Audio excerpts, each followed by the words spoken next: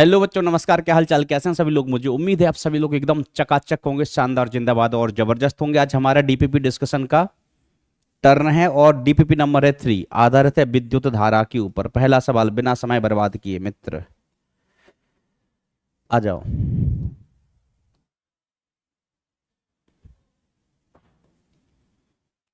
तो अगला पहले सवाल में कहा जाता है एक तार में प्रवाहित धारा समीकरण इसके द्वारा दी जाती है तो समय t बराबर 0 से t बराबर 2 सेकंड में अनुप्रस्थ काट से गुजरने वाला आवेश ज्ञात करना है। तो देखो बेटा, हमें धारा दी गई है, धारा I is equal to 3t² plus 2t plus 5। अब I की जगह अपन क्या लिख सकते हैं बेटा, dq अपॉन dt लिख सकते हैं। यही तो धारा और आवेश में संबंध होता है, I बराबर dq अपॉन dt। तो 3t² प्लस 2t प्लस 5 हो गया बेटा ये। अब dt से इधर गुणा कर दो तो dq is equal to 3t² plus 2t plus 5 into dt। ठीक है, हमारे पास dq है, हमें क्या चाहिए, q चाहिए। तो हम क्या करेंगे भैया, इसको ग्रेट कर दो। कौन सा ग्रेट, इंटीग्रेट। तो dq का इंटीग्रेशन तो q हो गया बेटा, और यहां लिमिट 0 से 2, 0 से 2 लिमिट लगा दी भाई। सवाल में बोला गया t बराबर 0 से t बराबर 2 सेकंड में। तो dq का इंटीग्रेशन हो गया q। अब चलिए हम यहां पर इंटीग्रेशन करते हैं। 3 कांस्टेंट t² का इंटीग्रेशन t की घात 3/3, यस सर। 2 कांस्टेंट t का इंटीग्रेशन t² अपॉन 2 हो गया। 5 अकेला कांस्टेंट है तो 5 का इंटीग्रेशन 5t हो जाता है। ठीक है, 5t। तो बेटा यहां 3 से 3 उड़ गया, 2 से 2 उड़ गया। मैंने कुछ नहीं किया बेटा, इंटीग्रेट किया है, और लिमिट 0 से 2 तक। अब बस बेटा ये लिमिट पुट कर दो तो q is equal to t की जगह बेटा ऊपर वाली लिमिट रखेंगे। देखो इंटीग्रेशन बेटा आपको आता है तो अच्छी बात है, वैसे मैंने पढ़ाया है इंटीग्रेशन अलग से इसीलिए क्योंकि जरूरत पड़ती है। और अगर मान लो अभी नहीं भी आता ना तो मैथ्स में आप कम से कम 10 12 15 लेक्चर पढ़ोगे इंटीग्रेशन के, एक्सपर्ट हो जाओगे, एक्सपर्ट। 2² प्लस 5 इंटू टी की जगह क्या रख दिया, 2, और t की जगह बेटा 0 रखेंगे तो a भी 0, a भी 0, a भी 0, t की जगह 0 रखोगे तो बेटा 0 ही आ जाएगा। तो q का मान कितना आ गया, 8 प्लस 4 प्लस 10, तो 8 प्लस 4 12 और 10 18, 18 कूलम। ठीक है, कैलकुलेशन देख लेना। 4 8 4 12 नहीं, 8 4 12 10 22 होता है यार। 8 4 12 10 22 है ना, 22। देख लेना जो भी आंसर, अगर कैलकुलेशन में कुछ प्लस माइनस हो जाए तो इंटीग्रेशन यही है। चलिए हम आगे बढ़ते हैं। अगला सवाल, 0.1 मीटर स्क्वायर अनुप्रस्थ काट के क्षेत्रफल से प्रति सेकंड इतने इलेक्ट्रॉन का प्रवाह होता है तो धारा का मान क्या होगा। तो देखो धारा I बराबर होता है Q अपॉन टी। Q की जगह हम क्या लिख सकते हैं, एनी अपॉन समय बोला गया है 1 सेकंड, प्रति सेकंड इतने इलेक्ट्रॉन का प्रवाह होता है। तो n कितना है, 62.5 into 10 to the power 18। E का मान कितना होता है, 1.6 into 10 to the power -19 upon 1 second. ठीक है, अपॉन 1 सेकेंड। तो बस इनको गुणा करोगे तो बेटा धारा आ जाएगी, इनका गुणा करोगे तो धारा आ जाएगी। शायद ये सवाल अपन पहले कर चुके हैं डीपीपी में या फिर क्लास में, याद नहीं मुझे। अगला क्वेश्चन देखिए, किसी क्षण t पर एक बंद परिपथ में धारा I इतना से दी गई है, चालक के अनुप्रस्थ काट से 50 सेकंड में प्रवाहित होने वाला आवेश। तो देखो बेटा ये भी बिल्कुल सिमिलर सवाल है, मैं हिंट देता हूं, इसके लिए हिंट देता हूं, सॉल्व करना। अगर तब भी आपको डिटेल सॉल्यूशन देखना है तो बेटा डिटेल सॉल्यूशन क्विज फॉर्मेट में है आपके पास। पहले क्वेश्चन जैसा ही है, कुछ अलग है नहीं। 4 माइनस 0.08 इंटू टी, आई की जगह क्या लिखा, dq अपॉन dt। बस एक इंटीग्रेशन करना है, 4 माइनस 0.08 इंटू टी। और ये सवाल हमने क्लास में करवाया हुआ है, क्लास में या डीपीपी में मुझे याद है, शायद हमने क्लास में ही करवाया है ये सवाल, इंटू dt। अब इसका इंटीग्रेशन कर दीजिए बेटा, तो dq का इंटीग्रेशन तो बेटा q बचेगा, और यहां पर लिमिट 50 सेकेंड में प्रवाहित होने वाले इलेक्ट्रॉन की संख्या, तो 0 से लेके 50 तक लिमिट लगा दो। तो यहां से बेटा हमें q इज इक्वल टू कुछ कुछ मिल जाएगा इसको सॉल्व करने पर। हमें इलेक्ट्रॉन की संख्या निकालनी है, तो Q इज इक्वल टू कितना होता है, N इंटू ई होता है, तो N का मान कितना हो गया, Q अपॉन ई। बेटा इसको इंटीग्रेट करो, लिमिट पुट करो, ठीक है, Q का मान मिल जाएगा। इंटीग्रेशन बेटा सिखाया है आपको, और मैंने आपको वैसे भी कहा है कि अगर आपका बैकलॉग है किसी भी कारण से, तो सबसे पहले डिफरेंशिएशन, इंटीग्रेशन, वेक्टर ये कंप्लीट करो बेटा।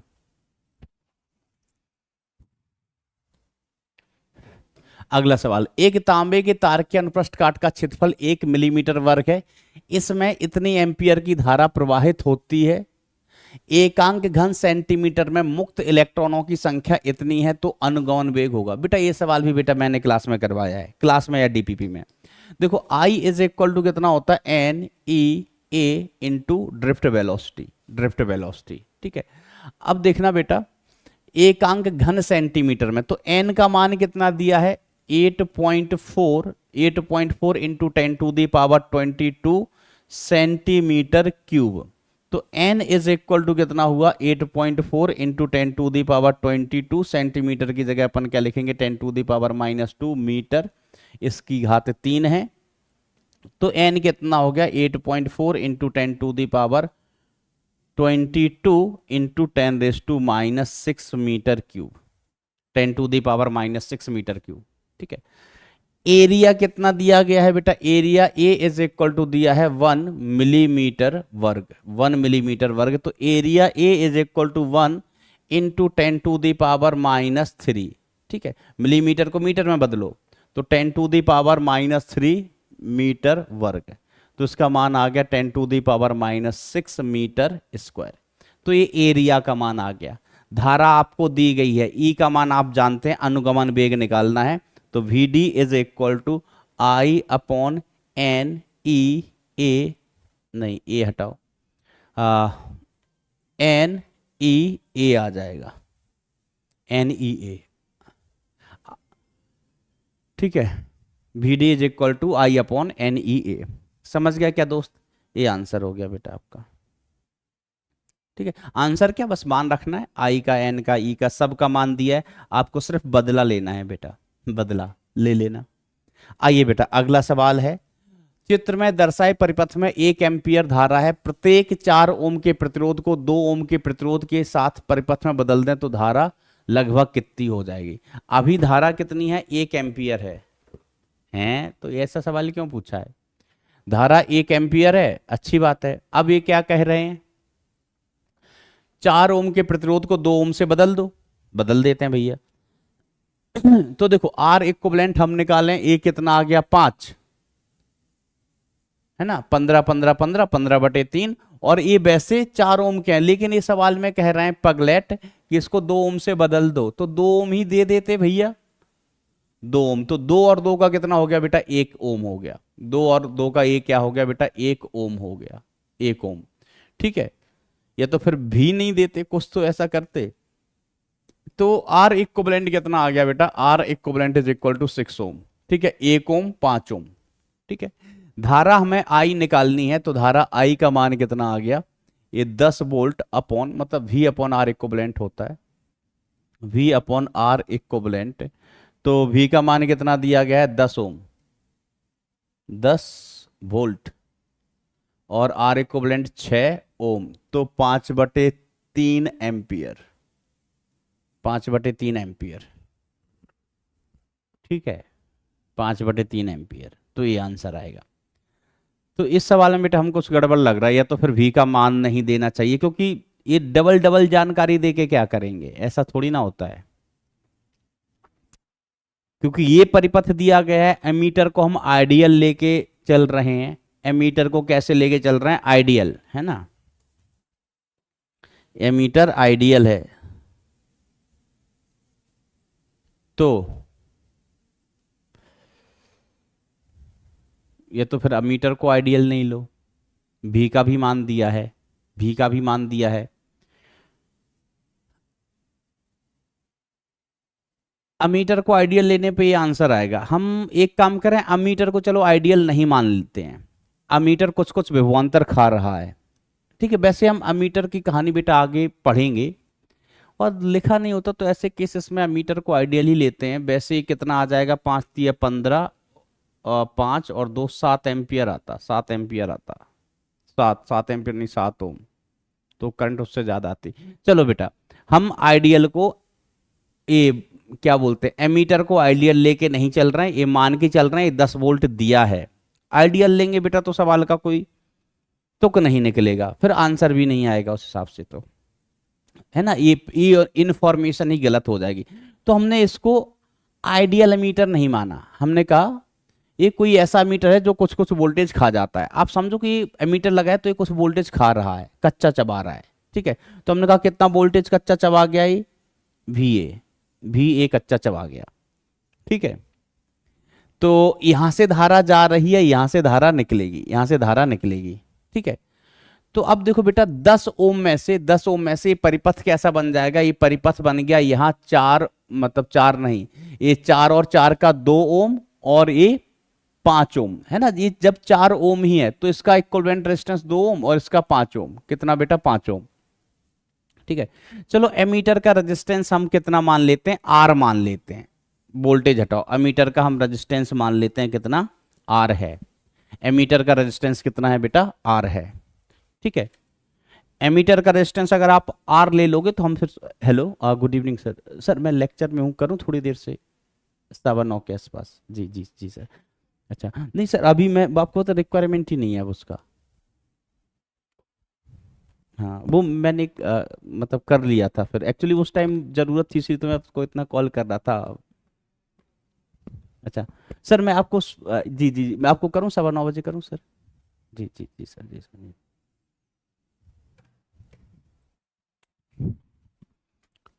ओके तो इसको मान लो बेटा, इसका रेजिस्टेंस कितना है, आर है। इसमें करंट आपको दी गई है 1 एम्पियर, करंट 1 एम्पियर दी गई है, तो हम इसका रेजिस्टेंस निकाल लेते हैं कितना है। तो चलिए देखिए दोस्तों, तो हम इनको हटा के, ये 4 और 4 का 2, 15 15 15 का 5, तो 5 और 2 7 ओम हो गया। एमीटर का रेजिस्टेंस हमने मान लिया है कितना, आर है। एमीटर का रेजिस्टेंस हमने कितना मान लिया है, आर है, ठीक है। अब ये 10 वोल्ट, ये बेटा कितना हुआ, 10 वोल्ट हुआ। तो करंट यहां से जा रही है, करंट यहां से जा रही है कितना, 1 एम्पियर, 1 एम्पियर, ठीक है। आई हमें गिवन है, तो आई इज इक्वल टू, हम क्या कहते हैं, वी अपॉन आर इक्विवेलेंट। तो I is equal to V upon R equivalent, या आर इक्विवेलेंट अपन लिख सकते हैं V upon I, V upon I. तो वी का वैल्यू कितना है, 10 वोल्ट। चलो इधर लिख देता हूं, आर इक्विवेलेंट निकाल लो, तो 7 प्लस आर, 7 और प्लस आर कितना हो गया, 7 प्लस आर ही रहा। वी का मान कितना है, 10 वोल्ट है, और आई का मान कितना, आई का मान है 1 एम्पियर, 1 एम्पियर, ठीक है। तो ये 7 plus R is equal to कितना हो गया, 10, तो आर इज इक्वल टू कितना आया, 3 ओम, 3 ओम, ठीक है। देखो बेटा कहानी क्या है, अभी अब अपन ने एमीटर पढ़ा नहीं है, आगे पढ़ेंगे, लेकिन एमीटर आ गया है तो कोई बात नहीं। ये एमीटर है, हमें इसका प्रतिरोध दिया नहीं था, हमने मान लिया इसका प्रतिरोध कितना है, आर है, ठीक है, प्रतिरोध कितना, आर। वैसे जो आदर्श एमीटर होते हैं उनके प्रतिरोध कितना होता है, 0। आदर्श एमीटर का प्रतिरोध कितना होता है, 0। लेकिन वास्तविकता में आदर्श कोई चीज होती ही नहीं है, ना आदर्श रस्सी होती है, ना आदर्श पुली होती है, ना आदर्श सतह होती है, ठीक है। तो इसका कुछ ना कुछ रेजिस्टेंस होगा, हमने रेजिस्टेंस कितना मान लिया बेटा, आर मान लिया है, ठीक है। अब इसका रेजिस्टेंस कितना है बेटा, हमने आर माना है, ठीक है।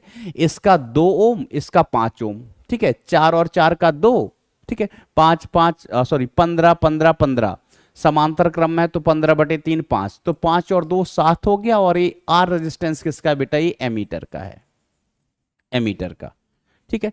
तो V I equal to V upon R equivalent लिखते हैं बेटा, हमें आर निकालना है, तो आर इक्विवेलेंट मैंने इधर लिखा वी अपॉन आई।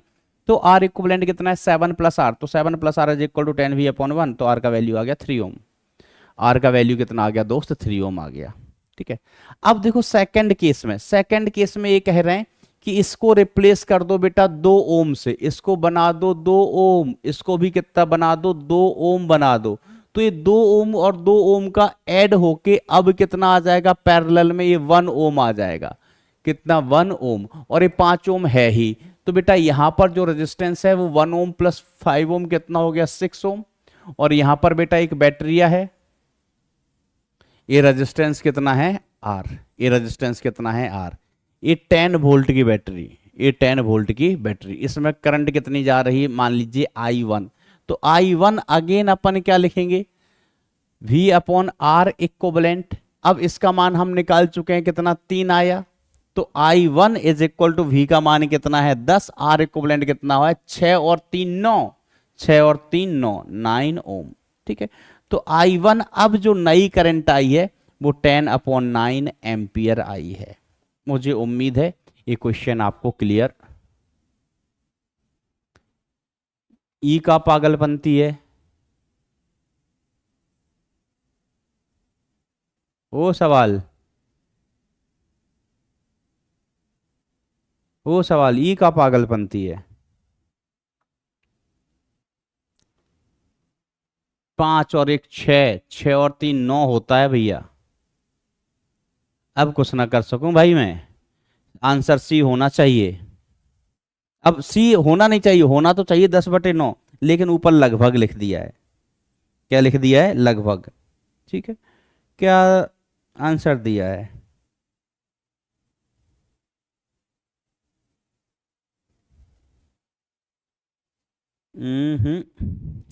नहीं भाई, हम अपन ने कहीं कैलकुलेशन में कुछ गड़बड़ तो नहीं किया।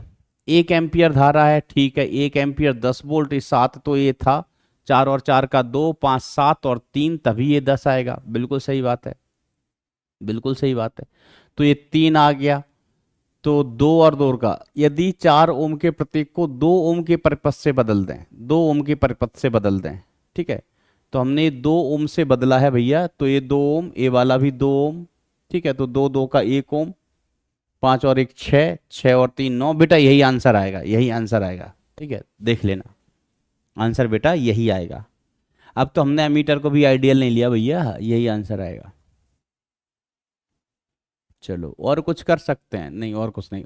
लगभग धारा पूछिए, हमने एग्जैक्ट मान निकाला, ये हम कोई आंसर टिक नहीं कर रहा है। अगला सवाल देखिए बेटा, एक असमान अनुप्रस्थ काट के तार से धारा बह रही है, निम्न में से कौन सी राशियां अनुप्रस्थ काट पर निर्भर नहीं करती, अनुप्रस्थ काट पर निर्भर नहीं करती हैं। ठीक है, धारा बह रही है, ठीक है, तो बेटा ये तो सब निर्भर करता है, कौन सा निर्भर नहीं करता है, अनुप्रस्थ काट पर कौन निर्भर नहीं करता है, तो बेटा मुक्त इलेक्ट्रॉन का घनत्व पदार्थ पर निर्भर करता है। जो मुक्त इलेक्ट्रॉन का घनत्व है बेटा, वो किस पर निर्भर करता है, पदार्थ पर। और सारी चीजें अनुप्रस्थ काट पर निर्भर करती हैं, ये मैंने आपको बताया है।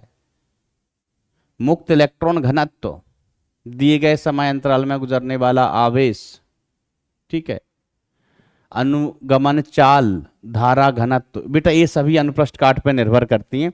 ये किस पर निर्भर करती है, पदार्थ पर। ये किस पर निर्भर करता है बेटा, ये निर्भर करता है पदार्थ पर, पदार्थ पर। ठीक है, तो निर्भर नहीं करता मुक्त इलेक्ट्रॉन घनत्व, एन का मान, जिसका मान बेटा एन का मान। चलिए अगला सवाल देखिए, जब चालक से कोई धारा नहीं बहती है तो मुक्त इलेक्ट्रॉन गति नहीं करते, करते हैं मुक्त इलेक्ट्रॉन गति करते हैं, लेकिन उनका मोशन रैंडम होता है, इसलिए नेट प्रवाह कितना हो जाता है, नेट प्रभाव कितना हो जाता है, शून्य। बहुत अधिक समय अंतराल में एक मुक्त इलेक्ट्रॉन की चाल शून्य होती है।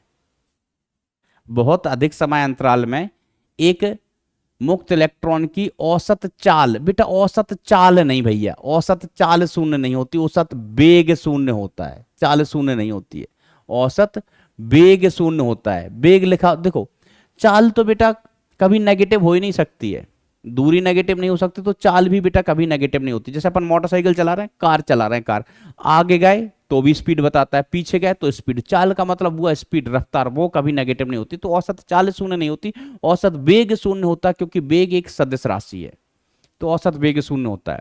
बहुत अधिक समय अंतराल में एक मुक्त इलेक्ट्रॉन का औसत वेग शून्य होता है, यस करेक्ट करेक्ट, यहाँ पर वेग लिखा है, जो सदिश है वो शून्य होता है। सभी मुक्त इलेक्ट्रॉनों के वेगों का औसत किसी क्षण पर शून्य होता है, बिल्कुल सही है। मुक्त इलेक्ट्रॉनों का वेग का औसत शून्य होता है, इसलिए तो धारा जीरो होती है, इसलिए बेटा धारा शून्य होती है। मैंने क्लास में बताया है, जब हम विभवांतर लगाते हैं तो फिर नेट प्रभाव आता है इलेक्ट्रॉन्स के चलने का, लेकिन अगर धारा नहीं बह रही है तो औसत प्रभाव कितना है, जीरो। औसत वेग कितना है बेटा, जीरो है। अगला ऑप्शन, अगला क्वेश्चन, किसी तार में धारा घनत्व तो इतना है, तार में विद्युत क्षेत्र इतना है, यदि प्रतिरोधकता इतनी है, है?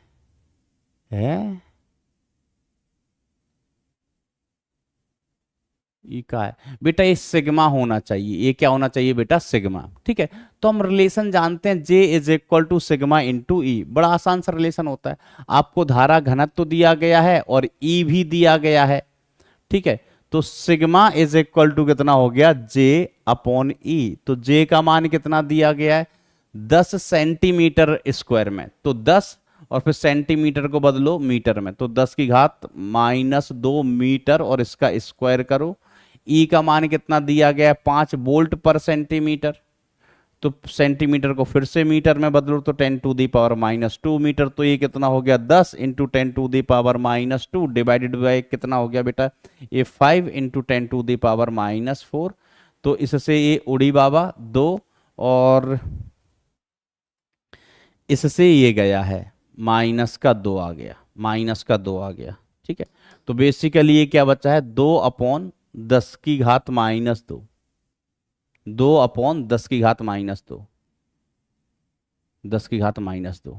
ठीक है, तो इसको अपन और क्या लिख सकते हैं, यही लिख सकते हैं 200। कितना लिख सकते हैं बेटा, 200। ठीक है, इस सिग्मा आ गया बेटा कितना, 200। तो रो बराबर होता है बेटा 1/सिग्मा, रो बराबर 1/सिग्मा, तो 1/200, 1/200। ठीक है, तो 1/200 को हम क्या लिख सकते हैं, ऊपर 1000 से गुणा कर दो और नीचे 200 है, 1000 से गुणा किया तो यहाँ 10 की घात -3 भी कर दो, खत्म बात। तो 2 जीरो से 2 जीरो गया, 5 दूनी 10, तो ये 5 इंटू 10 टू दी पावर -3 आ गया। तो रो का मान इतना हुआ, सिग्मा का मान 200 हुआ। A and D option will be the correct answer. ठीक है, तो मुझे उम्मीद है ये प्रश्न भी बेटा आपको क्लियर होगा। अगला सवाल देखते हैं दोस्तों अपन। तो अगला सवाल है, थैंक यू, थैंक यू। तो मुझे उम्मीद है ये प्रश्न आपको क्लियर होंगे। ठीक है, तो मन लगा के दिल लगा के पढ़ाई करते रहें। Thank you so much, tata bye bye, take care, love you all.